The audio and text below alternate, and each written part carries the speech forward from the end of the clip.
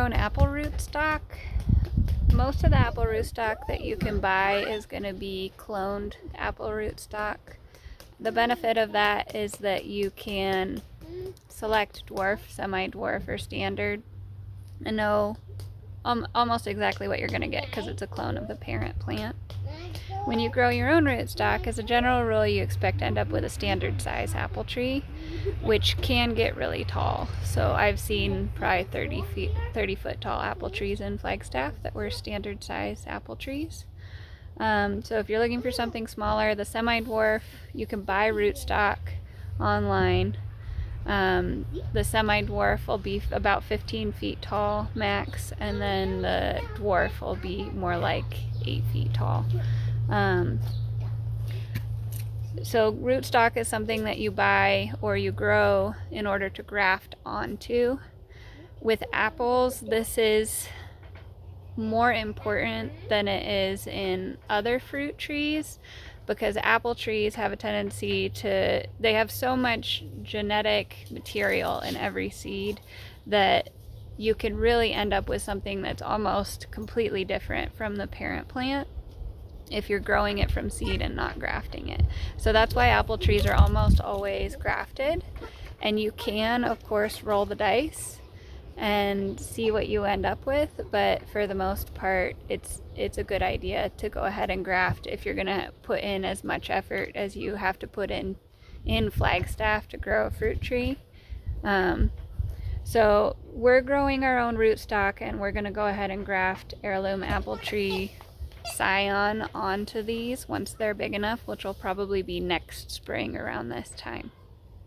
So I went ahead and I collected these apple seeds from, there was a lady on Linda Vista who let us pick apples from her tree, and the trees were doing really well. If I had to guess, I would say they were yellow delicious and probably about 40 years old, which apple trees can live, usually I think the range that people give them for healthy fruit production is up to like 50 years, but they can live for more than 100 years.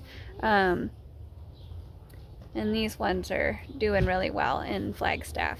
So I went ahead and I collected the seeds out of the apples, and then I kept them in a little baggie in our fridge. If they dry out too much, they might not germinate as well.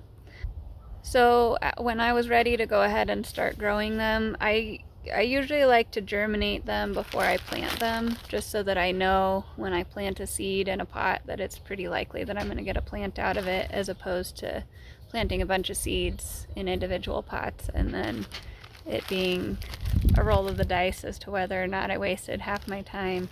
So what I'll usually do is I'll get a plastic bag, I'll fill it with a little bit of seedling potting soil, and then I'll put the seeds in there. And I think it was about a month ago that I put these guys in, and they are germinating. This is about the point at which you want them to be when you plant them. If they get much longer than that, then they kind of spiral all over the place and the structure of the root system isn't going to be as good. Today I am transplanting them into tubes like this, so this will make it so that they can put down a nice deep taproot and form a pretty nice structure. And then once they're maybe like 4 inches tall, I'll go ahead and transplant them into a 1 gallon pot at that point. This is a graft we did 2 years ago now, where we added on orange Cox Pippin apple scion to standard rootstock that we had grown. And the union ended up really beautiful. So this will turn into a nice strong tree. This is 1.5 year old apple rootstock that we grew, so this will be a standard sized tree, and if we didn't graft it, it would be a crab apple most likely, something that wouldn't be real tasty to eat, but you could certainly use it for ciders and jams and things. So you don't necessarily need to graft it, and it could even be a tasty apple, who knows.